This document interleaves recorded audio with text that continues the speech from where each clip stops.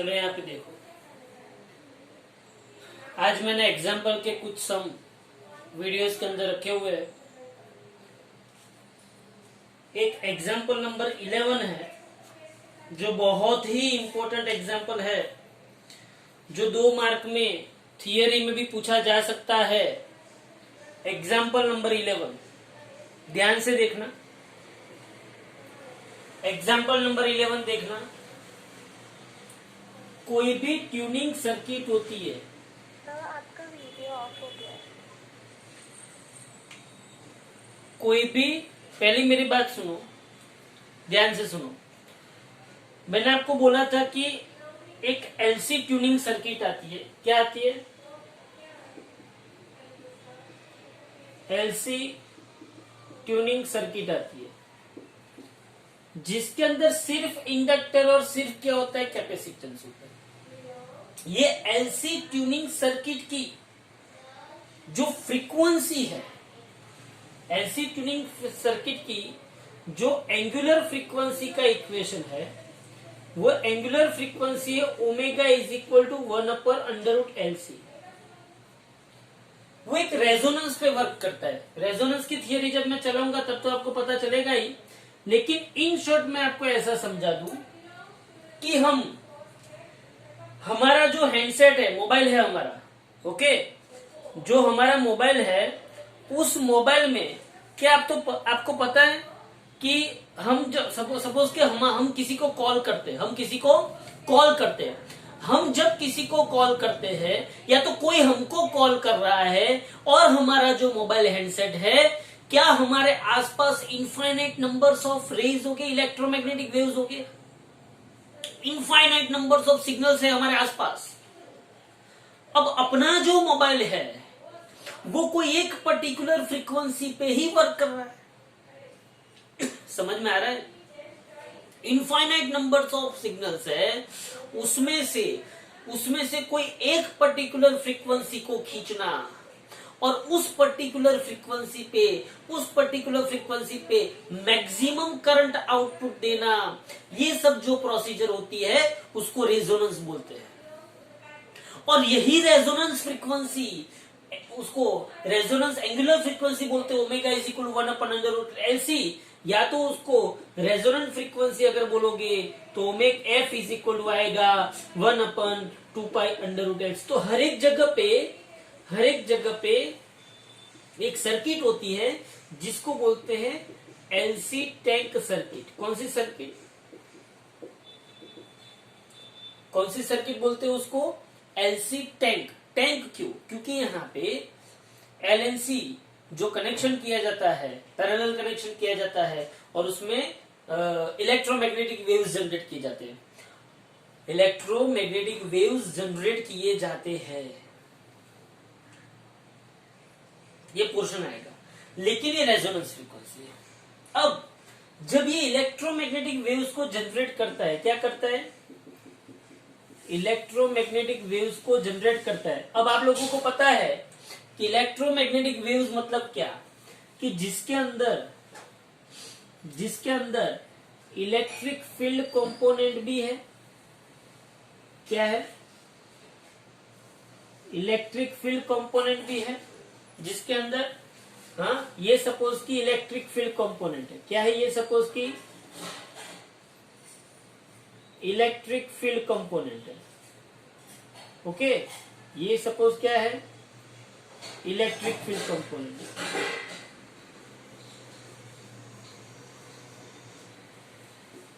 Okay. और magnetic field जो होती है वो इसके परपेंडिकुलर होती है, मतलब कि ये ऐसे आएगा। समझ में आ रहा है? मैंने आगे भी आपको बोला था, इलेक्ट्रोमैग्नेटिक वेव्स मतलब इलेक्ट्रिक फील्ड वेक्टर और मैग्नेटिक फील्ड वेक्टर। ये इलेक्ट्रिक फील्ड वेक्टर है और ये मैग्नेटिक फील्ड वेक्टर है। ये इलेक्ट्रिक फील्ड वेक्टर है और ये मैग्नेटिक फील्ड वेक्टर है। तो इलेक्ट्रोमैग्नेटिक वेव्स, तो ये इलेक्ट्रिक फील्ड वेक्टर और मैग्नेटिक फील्ड वेक्टर, उसके परपेंडिकुलर क्या जाता है? वेव जाता है, मतलब ऐसे जाएगा। बोलो समझ में आया कि वेव कैसे जाएगा? ऐसे। ये किसकी डायरेक्शन? इलेक्ट्रिक फील्ड, ये किसकी डायरेक्शन, मैग्नेटिक फील्ड, और उसके परपेंडिकुलर कौन, वेव की प्रोपोगेशन की डायरेक्शन। बोलो ये समझ में आया कि नहीं? इसका मतलब ये हुआ कि इलेक्ट्रोमैग्नेटिक वेव के अंदर, इलेक्ट्रोमैग्नेटिक वेव्स के अंदर इलेक्ट्रिक एनर्जी भी होगी और मैग्नेटिक एनर्जी भी होगी। अरे भाई होगी कि नहीं होगी? तो इलेक्ट्रिक एनर्जी भी उसके अंदर होती है और मैग्नेटिक एनर्जी भी उसके अंदर होती है। तो ये जो हमारा एग्जाम्पल है, चलो इलेक्ट्रिक एनर्जी, क्योंकि यहाँ पे इंडक्टर भी है और कैपेसिटर भी है। कैपेसिटर के अंदर सी इलेक्ट्रिक एनर्जी किसके लिए, इलेक्ट्रिक एनर्जी किसके अंदर स्टोर होगी, कैपेसिटर में। समझो यहां पे इलेक्ट्रिकल एनर्जी किसके अंदर स्टोर होगी, तो यहां पे electric energy and magnetic energy दोनों स्टोर होगी। तो इलेक्ट्रिक एनर्जी किसके अंदर स्टोर होगी, कैपेसिटर के अंदर, और मैग्नेटिक एनर्जी जो होगी वो किसके अंदर स्टोर होगी, इंडक्टर के अंदर। हाँ, किसके अंदर स्टोर होगी, इंडक्टर के अंदर। कैपेसिटर के अंदर जो इलेक्ट्रिक एनर्जी स्टोर होती है उसका इक्वेशन क्या है, हाफ CV स्क्वायर या तो Q2/2C लिख सकते हैं। और इंडक्टर के अंदर जो मैग्नेटिक एनर्जी स्टोर होती है उसका इक्वेशन क्या है, हाफ LI², याद हो तो। हाँ, तो कैपेसिटर के अंदर इलेक्ट्रिक एनर्जी का इक्वेशन है Q2/2C और इंडक्टर के अंदर मैग्नेटिक एनर्जी का इक्वेशन है हाफ LI²। ओके, तो उसने यहाँ पे अपने को क्या पूछा है एग्जाम्पल नंबर 11 के अंदर, एग्जाम्पल नंबर 11 में उसने पूछा है कि show that in the free oscillations of an LC circuit the sum of energies stored in the capacitor and the inductor is constant in time t। चलो assuming at any instant t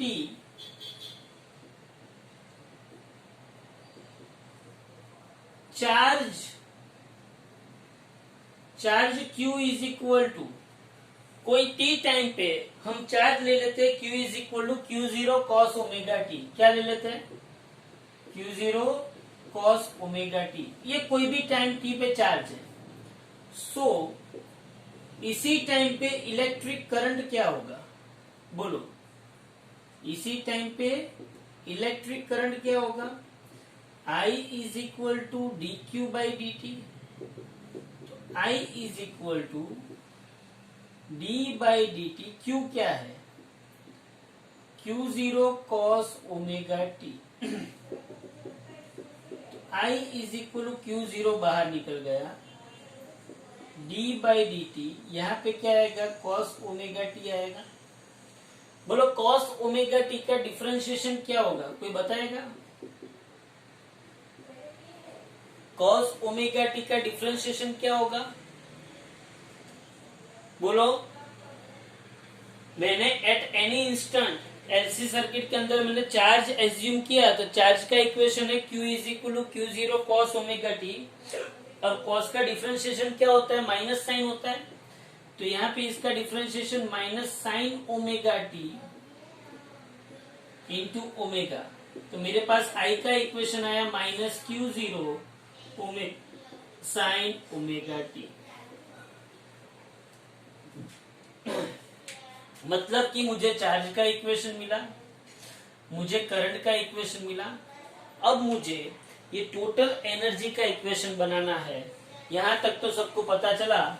अब total energy का equation अगर मुझे लिखना है, total energy का equation में क्या लिख सकता हूं, बोलो। Total energy U is equal to energy stored in capacitor plus energy stored in inductor. Energy stored in capacitor क्या होगा, electric energy. Energy stored in inductor क्या होगा, मैग्नेटिक एनर्जी। तो यहां पे मैं क्या लिख सकता हूं, Q2/2C प्लस यहां पे क्या लिख सकता हूं, हाफ LI²।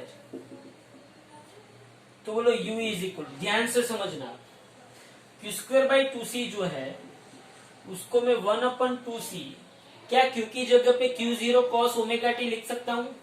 सी अपना सम यहाँ से स्टार्ट होता है, वो तो आगे की मैंने थोड़ी थोड़ी बातें की थी। तो बोलो Q की जगह पे मैं क्या लिख सकता हूँ, Q0 cos ओमेगा टी का स्क्वायर हो जाएगा प्लस हाफ यहाँ पे L, I की जगह पे मैं क्या लिख सकता हूँ, minus Q0 omega sine omega T का square, minus Q0 omega sine omega T का स्क्वायर। चलो ये टोटल एनर्जी आ गई। इलेक्ट्रोमैग्नेटिक वेव्स के अंदर इलेक्ट्रिक एनर्जी भी होती है और मैग्नेटिक एनर्जी भी होती है, तो मैंने दोनों का इक्वेशन लिख दिया।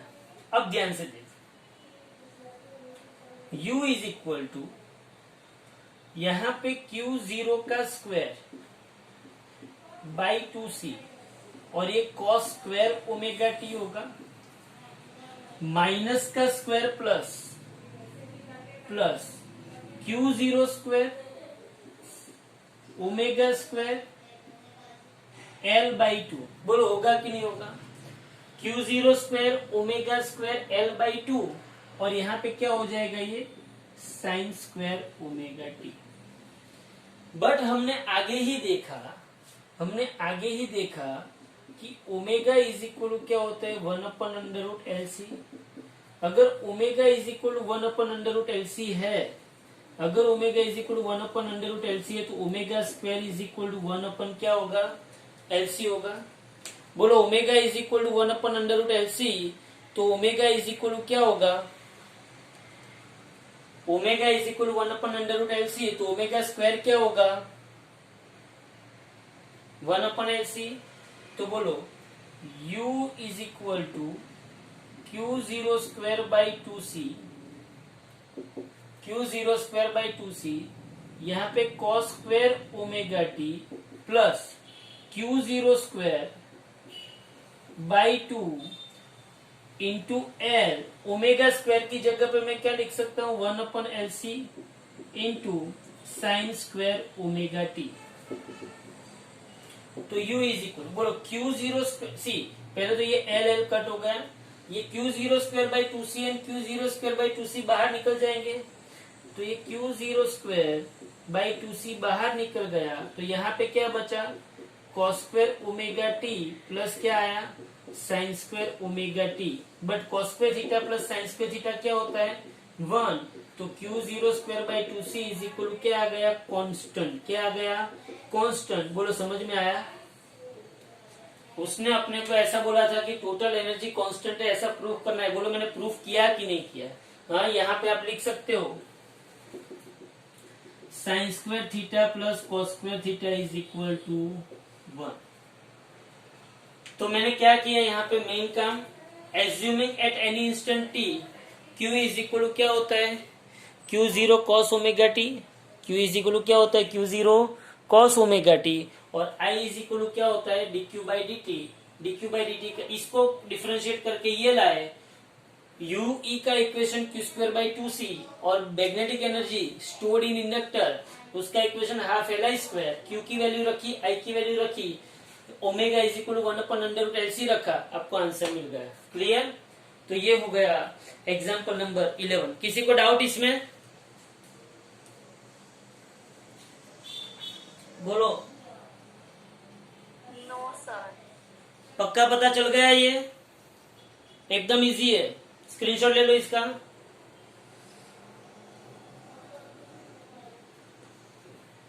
ओके चलो, अब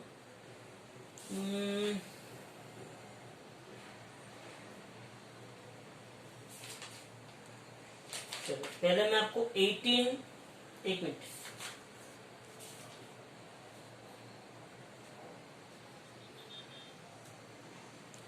एक्सरसाइज का 10 देखो, एक्सरसाइज का 10, ये एग्जाम्पल 11 था, अब एक्सरसाइज का 10।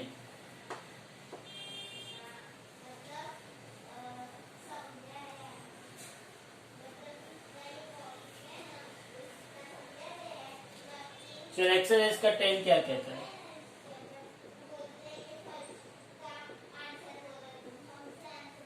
चलो, a radio can tune over the frequency range of a portion of medium wave broadcast band, बोलो मिनिमम फ्रीक्वेंसी कितनी दी है 8 किलो हर्ट्ज और मैक्सिमम फ्रीक्वेंसी कितनी दी है 1200 किलो हर्ट्ज। बोलो क्या किया है इसमें, मिनिमम फ्रीक्वेंसी 8 किलो हर्ट्ज है ना कि 800 किलो हर्ट्ज है, 800 किलो हर्ट्ज मिनिमम फ्रीक्वेंसी कितने पे दी है 800 मतलब कितना हुआ 800 इंटू 10⁻³ हर्ट्ज। ओके, और मैक्सिमम फ्रीक्वेंसी कितनी दी है उसने 1200 किलो हर्ट्ज। मतलब ये जो रेडियो है वो 800 से 1200 किलो हर्ट्ज के बीच में ट्यून हो सकता है। ट्यून हो सकता है, ट्यून मतलब पता चलता है ना, वहां पे नोब आता है, एक पर्टिकुलर फ्रीक्वेंसी पे आप उसको ट्यून करते हो तो वही फ्रीक्वेंसी का साउंड सुनाई देता है। क्यों? क्योंकि वहां पे करंट क्या हो गया होता है मैक्सिमम। इसको बोलते हैं रेजोनेंस। क्या बोलते हैं इसको? रेजोनेंस। आपको एफ मिनिमम और एफ मैक्सिमम दिया है, साथ में आपको ऐसा बोला है कि इंडक्टर की वैल्यू 200 माइक्रो हेनरी है। बोलो इंडक्टेंस ऑफ एन इंडक्टर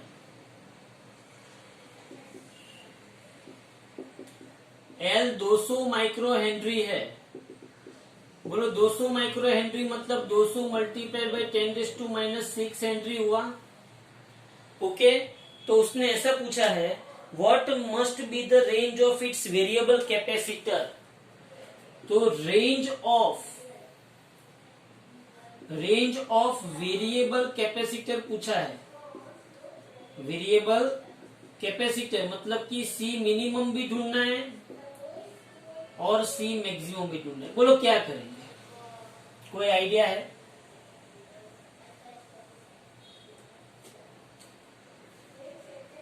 मुझे पहले तो एक बात बताओ, फ्रीक्वेंसी का इक्वेशन आपके पास है क्या?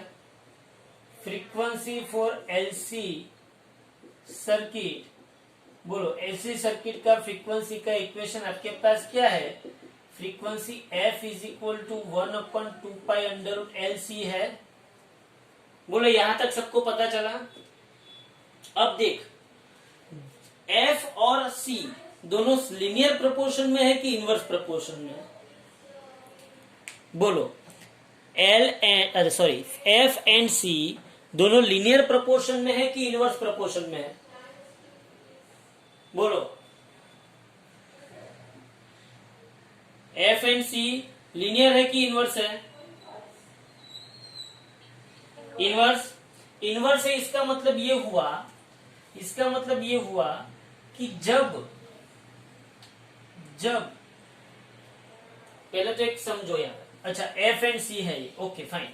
तो पहले f² इज इक्वल क्या हो जाएगा 1/4π² हो जाएगा। कितना पता चला?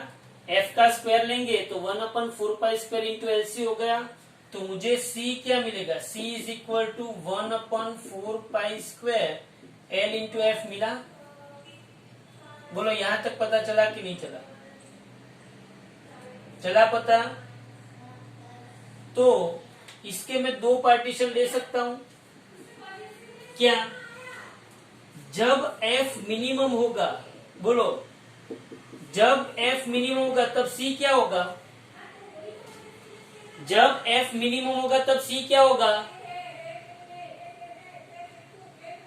f मिनिमम होगा तब c मैक्सिमम होगा। क्यों मैक्सिमम होगा? क्योंकि दोनों एक दूसरे के इनवर्सली प्रोपोर्शन में। तो इसका मतलब ये हुआ कि यही इक्वेशन में ऐसे लिख सकता हूं c max is equal to 1/4π² L f कौन सा लोगे ये दोनों में से? अगर c max है तो f मिनिमम, और अगर f मैक्सिमम लेना है तो c क्या लेना पड़ेगा? मिनिमम।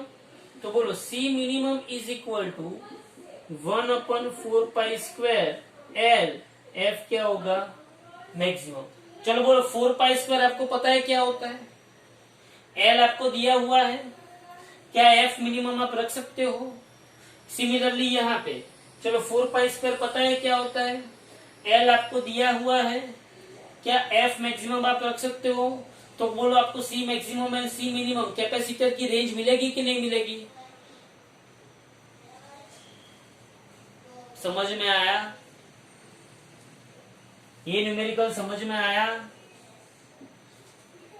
किसी को कोई डाउट इसमें? एक्सरसाइज के 10 में किसी को कोई डाउट है? देख लो एक बार। Hello sir. हाँ सर एफ स्क्वायर आएगा ना डिनोमिनेटर में? यहाँ पे एफ स्क्वायर आएगा। एफ स्क्वायर बोलो अभी क्लियर? Okay sir. चलो आगे बढ़ते हैं। आगे बढ़ने में ऐसा है कि एक्सरसाइज का 11 भी देख ही लेते हैं। अभी लगे हाथ देख लेते हैं एक्सरसाइज का 11। चलो कैसे लगे इसके न्यूमेरिकल? इजी है ना? चैप्टर पूरा इजी है। चलो 3 चीज दी है, एक इंडक्टर दिया है, कैपेसिटर दिया है, एक रजिस्टर दिया है। बोलो इंडक्टर कितने हेनरी का है?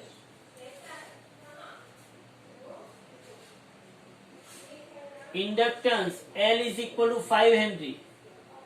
बोलो कैपेसिटेंस कितने का है? C is equal to 80 microfarad. 80 microfarad. और बोलो रेजिस्टेंस कितने का है? बोलो रेजिस्टेंस कितने का है? 40 ओम। अब उसने पूछा क्या है, ध्यान से देखो। Determine the source frequency which drives the circuit in resonance. बोलो रेजोनेंस फ्रीक्वेंसी पूछी है उसने।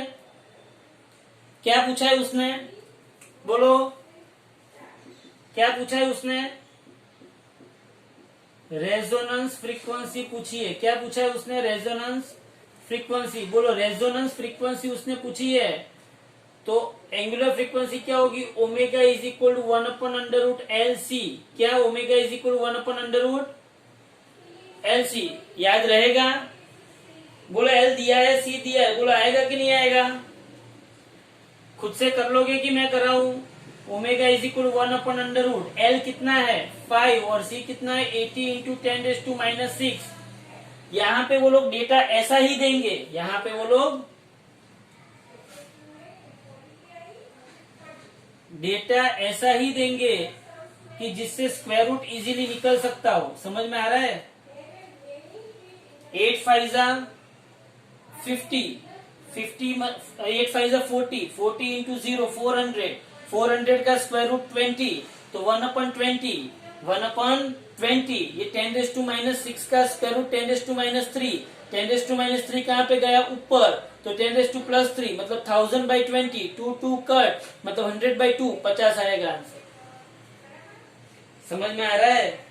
तो ये आपको पता होना चाहिए कि ये 50 रेडियन पर सेकेंड आपको पहले क्वेश्चन का आंसर मिला। अच्छा भाई, अब क्या पूछा है बोलो? दूसरा क्या पूछा है? Obtain the impedance of the circuit and the amplitude of the current at the resonating frequency. देखो यहां पे पहले तो समझो इंपीडेंस का इक्वेशन क्या है, बोलो जल्दी से। बोलो इंपीडेंस का इक्वेशन क्या है, जल्दी से बोलो। हाँ, तो इंपीडेंस का इक्वेशन है Z is equal to √R² plus XC minus XL का स्क्वायर। बट उसने कब इंपीडेंस पूछा है? At the time of resonance. क्या? At the time of resonance. Time of resonance, फिर से बोल रहा हूं, at the time of resonance XC is equal to XL हो जाता है। ये याद रहेगा आपको, सिर्फ इतना याद रखना है। क्या याद रखना है? ये याद रहेगा। बोलो at the time of resonance XC is equal to XL होता है। ये याद रहेगा?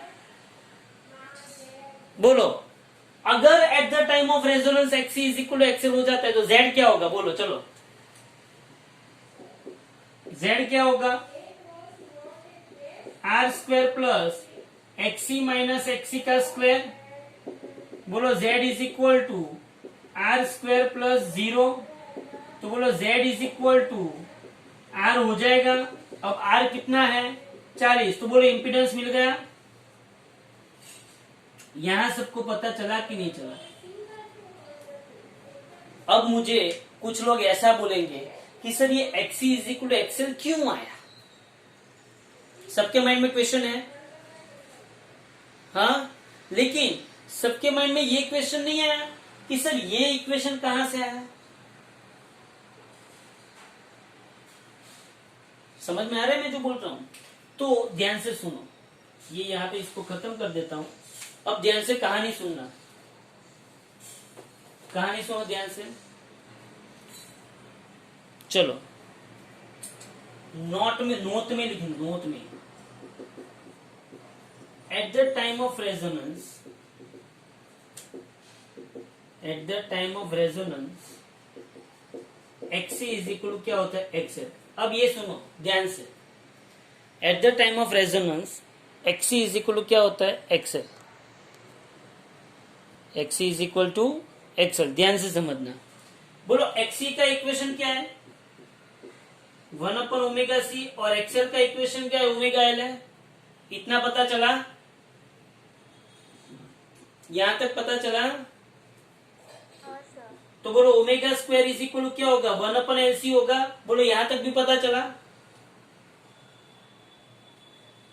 Yes sir. ओमेगा, तो बोलो ओमेगा इज इक्वल क्या होगा? 1/√LC होगा।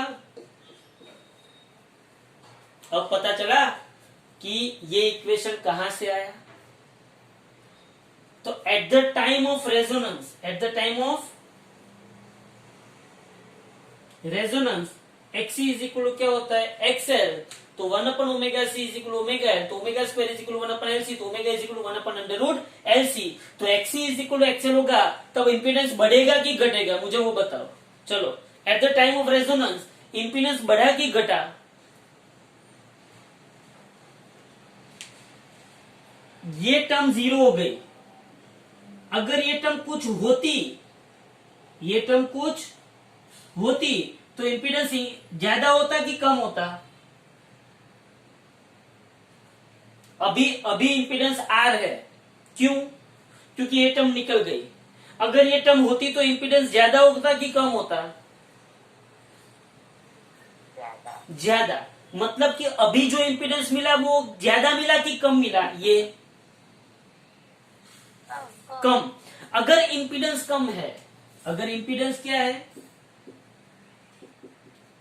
इंपीडेंस कम है, सुनना ध्यान से। अगर इंपीडेंस कम है मतलब कि सर्किट का टोटल रेजिस्टेंस कम है, मतलब कि सर्किट का टोटल रेजिस्टेंस कम है, तो करंट ज्यादा मिलेगा कि कम मिलेगा?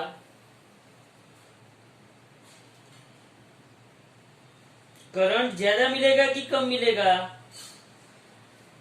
अगर करंट, सुनो यहां पे, तो करंट क्या मिलेगा मुझे ये बताओ। I RMS is equal to V RMS by Z था। बोलो क्या था? I RMS is equal to V RMS by Z था। बोलो जेड कम हुआ तो करंट,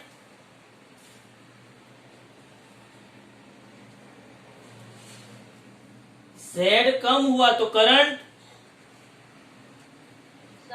ज्यादा। मतलब कि जब रेजिस्टेंस, अरे समझो यार, रेजिस्टेंस कम होगा तो करंट बढ़ेगा कि घटेगा? ये वही है, ओम्स लॉ। ये रेजिस्टेंस कम हुआ तो करंट बढ़ा। तो बोलो IRMS कितना होगा? लिखा हो तो VRMS दिया हुआ है आपको। कितना दिया है आपको VRMS? देखो VRMS कितना है? 230 वोल्ट। कितना है? 230 डिवाइडेड बाय Z कितना है? 40। तो बोलो IRMS मिल जाएगा 23/4। कितना होगा IRMS? देखो तो कितना होता है। स्क्रीनशॉट ले लो इतने पार्ट का। करंट मिल गया।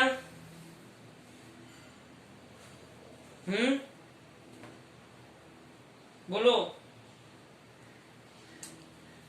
स्क्रीनशॉट ले लो इतने पार्ट का। अब उसने ऐसा पूछा है कि सर्किट के अंदर जितने भी कंपोनेंट है उसके अक्रॉस वोल्टेज ड्रॉप कितना हुआ होगा? सर्किट के अंदर जितने भी कंपोनेंट है उसके अक्रॉस वोल्टेज ड्रॉप कितना हुआ होगा? तो बोलो voltage drop across, voltage drop across resistor. बोलो रजिस्टर के लिए इक्वेशन क्या लिखेंगे? V at resistor is equal to IRMS into R लिख सकते हैं। बोलो VR is equal to IRMS कितना है? 23/4 और R कितना दिया है? 40। तो कितना आया करंट? वोल्टेज कितना आया?